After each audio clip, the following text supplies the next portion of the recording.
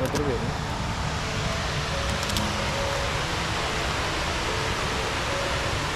Hi everyone! Welcome back to my YouTube channel!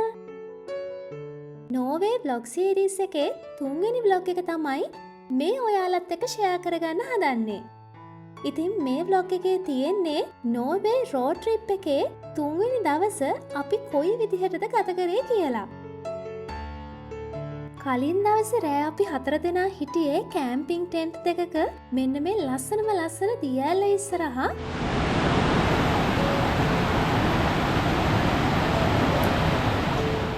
ඉතින් තුන්වෙනි දවසේ ජර්නි එක අපි මෙතන ඉඳලා තමයි පටන් ගන්නෙ නෝර්වේ වල තව ටිකක් උඩ හරියට යන්න. ඔයාලා මේ දකින වෝටර්ෆෝල් එකට කියන්නේ ට්විනෆොසන් කියලා. ඉතින් මේ වෝටර්ෆෝල් එක නෝර්වේ වල ෆේමස් වෝටර්ෆෝල් එකක්. ඒ වගේම තමයි මේ වතුර වැටෙන සීමාවට පිටිපස්සෙන් ගල් අතරින් ඇවිදන් ගිහිල්ලා එක්ස්ප්ලෝර් කරන්න පුළුවන් විදිහට තියෙන නොදර්න් යුරෝප් වල ලොකුම දියඇල්ල තමයි මේ ට්විනෆොසන් කියලා කියන්නේ. මේ වෝටර්ෆෝල් එකේ වැඩිපුරම වතුර තියෙන්නේ ස්ප්‍රින්ග් සීසන් එකට, සමර් එකට, ඕටම් එකට මේකේ වතුර ප්‍රමාණය ටිකක් විතර අඩුයි. මේ තියෙන්නේ අපේ තුන්වෙනි දවසේ රෝඩ් එක. මම කලින් කියපු විදිහට ට්විනෆොසන් කියන මෙන්න මේ ලස්සන දියැල්ල ගාව ඉඳලා තමයි අපේ ජර්නි එක පටන් ගන්නෙ. ඉතින් කිලෝමීටර 172ක ඩ්‍රයිව් එකක් අපිට තියෙනවා තුන්වෙනි දවසේ. ඉස්සෙල්ලම අපි නතර කරන්නේ ලස්සන ෆියෝඩ් එකක් ළඟ. ඒ ෆියෝඩ් එකට කියනවා අවුලොන්ස් ෆියෝඩ් කියලා. ඒ ෆියෝඩ් එකටම තියෙනවා view point එකක් ස්ටෙගාස්ටයින් ලුකට් කියලා. ඉතින් ඒ තැන් දෙකම අපි නතර කරනවා. ඊළඟට මවුන්ටන් රේන්ජ් එකක් මැදින් තියෙන සීනික් රූට් එකක් ෆලෝ කරනවා ඊළඟ ස්ටොප් එක වෙනකන්. ඒ ස්ටොප් එක තමයි වටර්හවුස් සෙල්වි කියන ලස්සන දියඇල්ල. ඉතින් එතන අපි ටිකක් වැඩිපුර කාලය ගත කරලා කෙලින්ම යනවා අපේ ෆයිනල් ස්ටොප් එකට විකිෆියෝඩ් කැම්පින් කියන කැම්පින් සයිට් එකට. මොකද අපිට හිතුණා තුන්වෙනි දවසෙත් කැම්ප් කරන්න.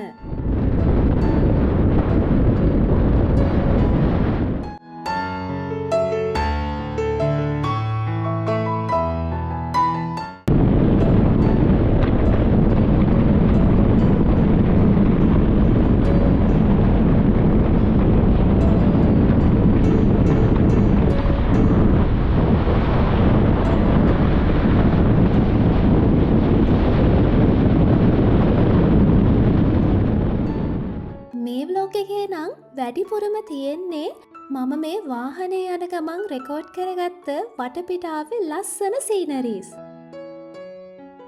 මේ ව්ලොග් එක එඩිට් කරද්දිත් මම හිතුවා මම ගත්ත වීඩියෝ ෆුටේජ් වැඩිය ක්‍රොප් කරන්න නැතුව ඒ විදිහටම ව්ලොග් එකට ඇඩ් කරන්න ඕනේ කියලා.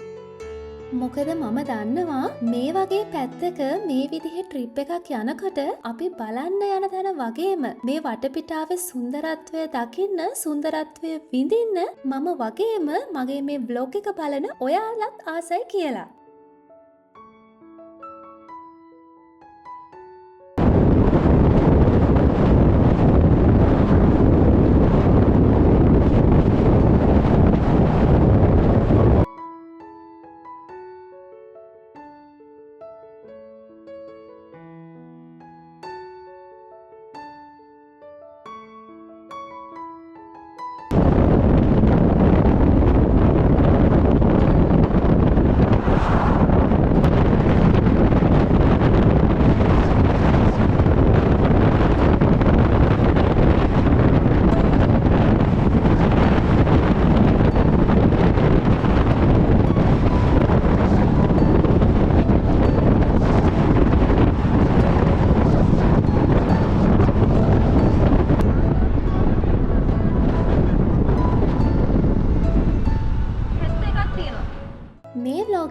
මුලදී මම ඔයාලට පෙන්නුවා අපේ තුන්වෙනි දවසේ රූට් එක. ඉතින් ඒ රූට් එකට අනුව අපි ඉස්සෙල්ලම නතර කරන්නේ නෝර්වේ වල ෆේමස් ෆියෝඩ් එකක් ළඟ. ෆියෝඩ්ස් කියලා කියන්නේ නෝර්වේ වල අයිකොනික් නැචරල් ෆීචර් එකක්. නෝර්වේ කියන රට ෆේමස් වෙන්න ප්‍රධානම හේතුව තමයි මේ ෆියෝඩ්ස්. මෙහෙට හුඟක් ටුවරිස්ලා එන්නේ මේ ෆියෝඩ් සයිට් එකේ එක්ස්පීරියන්ස් එක ගන්න.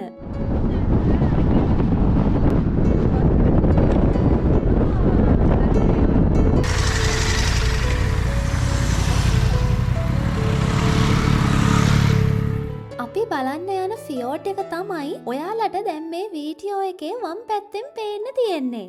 මේ ෆියෝට් එකේ නම තමයි අවුලොන්ස් ෆියෝට්.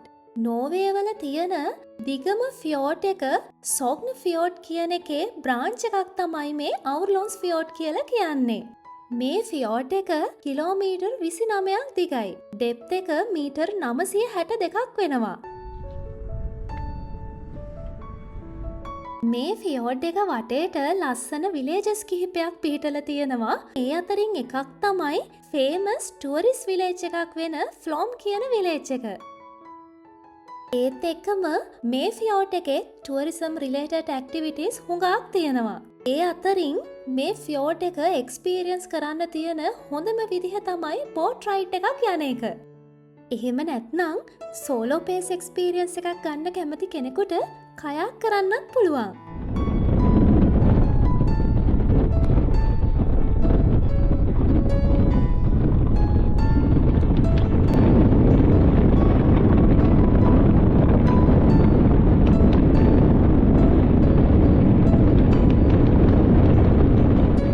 ඊළඟට අපි ආවා අවුලොන්ස් ෆියෝට් එකට තියෙන view point එකක් බලන්න. මේ view point එකට කියන්නේ ස්ටෙගාස්ටයින් ලුකට් කියලා. අවුලොන්ස් ෆියෝට් එකේ ඉඳලා මීටර් 650ක් උසින් තමයි මේ view point එක තියෙන්නේ. මේ ප්ලැට්ෆෝම් එක එක්ස්ටෙන්ඩ් වෙලා තියෙන විදිහත් එක්ක මෙතන ඇවිදන් යනකොට ෆීල් වෙන්නේ හරියට නිකන් ෆියෝට් එක හරහා ඇවිදගෙන යනවා වගේ. මේ view point එකෙන් පහළ දකින්න තියෙන්නේ තවත් එක විලේජ් එකක්. ඒ විලේජ් එකේ නම තමයි අවුලන් විලේජ්. ඉතින් මම කලින් කිව්වනේ මේ ෆියෝට් එක වටා විලේජස් කීපයක්ම තියෙනවා. එතනින් එකක් තමයි ෆ්ලෝම් කියන්නේ කියලා. අවුලන් කියලා කියන්නේ තව විලේජ් එකක්. හරියටම මේ view point එකේ ඉඳලා පහළ බැලුවම පේන විලේජ් එක තමයි අවුලන් විලේජ් කියලා කියන්නේ. අපි මේ යන රූට් එක නැෂනල් ටුවරිස්ට් රූට් එකක්. මේ රූට් එකේ නම තමයි අවුලන්ස් ෆියල. ඒ කියන්නේ අවුලන්ස් මවුන්ටන් කියන එක.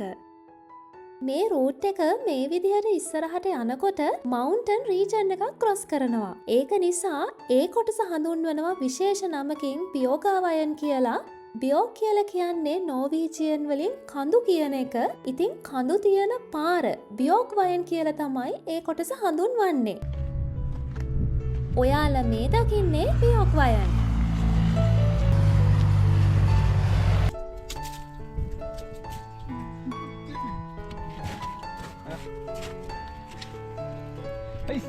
තව දෙයක් තියෙනවා. මේ කඳුවල සමයකේදීත් ස්නෝ දකින්න පුළුවන් හින්දා මේ කොටසට නික්නේම් එකක් විදිහට ස්නෝ වයන් කියලාත් කියනවා.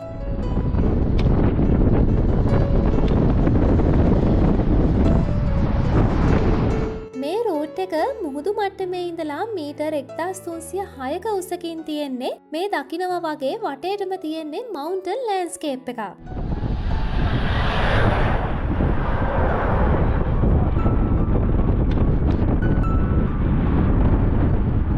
මේ ව්ලොග් එකේ මුලදී අපේ මේ දවසේ රූට් එක ගැන කියනකොට මම කිව්වා අපි වෝටර්ෆෝල් එකක් බලන්න නතර කරනවා කියලා. ඉතින් දැන් මේ අපි ලොකේෂන් දාගෙන යන්නේ ඒ වෝටර්ෆෝල් එක ළඟට.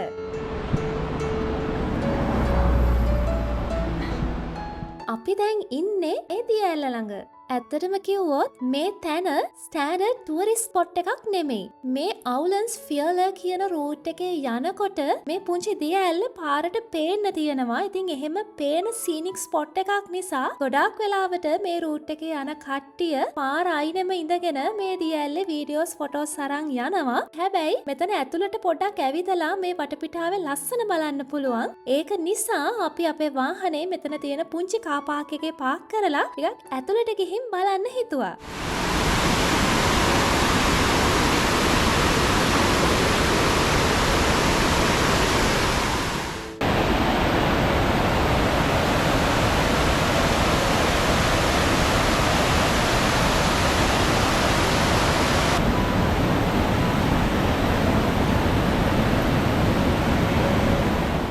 මේ වෝටර්ෆෝල් එකේ නම තමයි වර්දා හවුස් සෙල්වි. ගඟකින් එන වතුර පාරක් ගල් තලාවක් උඩින් ගලාගෙන ගිහින් තමයි මේ දිය ඇල්ල හැදිලා තියෙන්නේ. ඉතින් එහෙම බැලුවොතින් මේකට ගඟක් කියලා කියන්නත් පුළුවන්.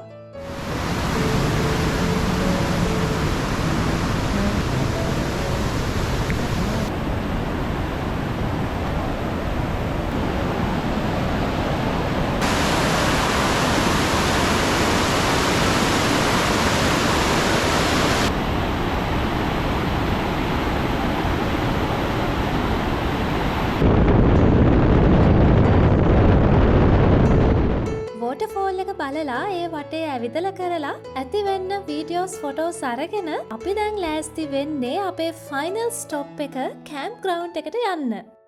ඉතින් මේ රූට් එකේදී අපිට කිලෝමීටර් 8ක වගේ දුරකට ෆෙරි රයිඩ් එකක් සෙට් වෙනවා. මේ ෆෙරි එක යන්නේ නෝර්වේ වල මොන්හෙල කියන සිටි එකේ ඉඳලා ෆොට්නස් කියන සිටි එකට.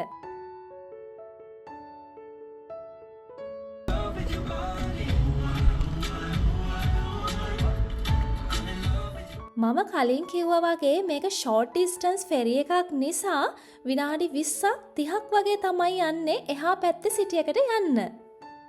ඔයාලට මතක ඇති අපි කලින් බලපු අවුර්ලන්ස් ෆියෝඩ් එක.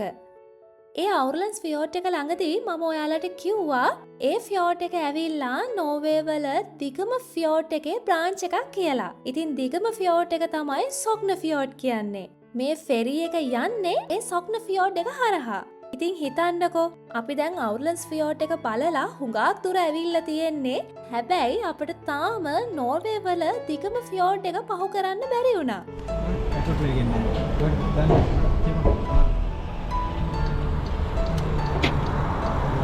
දැන් අපි කෙලින්ම යන්නේ අපේ කැම්පින් ප්ලේස් එකට. අපිට මතක විදිහට මේ වෙද්දි වෙලාව 9:09 වගේ ඇති. මොකද කැම්පින් ප්ලේස් එකට යනකොට වෙලාව 9:00යි. ඉතින් සමර් එක නිසා එළිය තිබුණට හුඟක් රෑ වෙලා. ඒක නිසා අපි කැම්පින් ප්ලේස් එකට ගිහින් ඉක්මනටම අපේ ටෙන්ට්ස් ටික සූදානම් කරලා එතන තියෙන කොමන් කිචන් එකේ තමයි ඩිනර් එක ප්‍රිපෙයාර් කරන්න හිතුවේ. කොහොම හරි අපිට හිතුණා මේ දවසේ ටිකක් කටට සැරට කන්න තිබ්බනම් හොඳයි කියලා. මොකද දැන් දවස් 2-3කින් හරියට අපි සැරට කෑමක් කාලා තිබුණ නැහැ. ඒ නිසා අපි මේ යන ගමන් සුපර් මාකට් එකකට ගිහින් මැකරල් ටින් එකකුයි ඩෙසිකේටඩ් පොල් පැකට් එකකුයි අරගත්තා. දැන් අපි ලෑස්ති වෙන්නේ මැකරල් කරි එකක් හදාගෙන පොල් සම්බෝලෙකුත් සැරටම හදාගෙන රෑට පාන් කන්න. මේ ට්‍රිප් එක එනකොට අපි ස්පයිසස් එහෙම අරගෙන ආවා. වෙලාවට ඉතින් අපි ඒව අරගෙන ආවේ. නැත්නම් ඉතින් මේ විදිහට කටට සැරට කන්න හම්බෙන්නේ නෑනේ. මේ විදිහට යාළුවොත් එක්ක ට්‍රිප් එකක් ඇවිත් කෑම උයාගෙන ඒව රස විඳපු සුන්දර අත්දැකීම් ඔයාලටත් ඇති. ඉතින් අපිටත් එහෙම තමයි. අපිත් හරි ආසාවෙන් මේ දේවල් අදටත් මතක් කරනවා.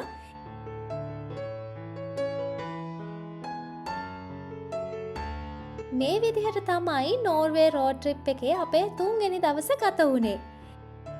ඉතින් මේ බ්ලොග් එක ඉවර කරන්න කලින් ඔයාලට තව පුංචි දෙයක් කියන්න ඕනේ. මේ කැම්පින් ග්‍රවුන්ඩ් එක තියෙන්නේ ෆියෝඩ් එකක් අයිනේ. ඒ ෆියෝඩ් එකේ නම තමයි ලුස්ට්‍රා ෆියෝඩ්. ඔයාලා මේ දකින අවුර්ලන්ස් ෆියෝඩ් එකයි මේ කැම්පින් සයිට් එක ළඟ තියෙන ලුස්ට්‍රා ෆියෝඩ් කියන ෆියෝඩ් දෙකම නෝර්වේ වල දිගම ෆියෝඩ් එකේ බ්‍රාන්චස්.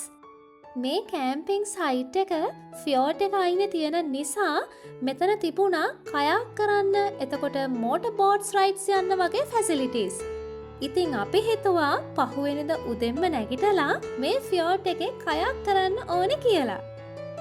අපේ කයක් එක්ස්පීරියන්ස් එක මගේ ඊළඟ vlog එකෙන් මම ඔයාලත් එක්ක ෂෙයා කරගන්න බලාපොරොත්තු වෙමින් ඉන්නවා. ඉක්මනට මේ vlog එක අරගෙන එනකන් thank you so much for watching my video. Bye bye.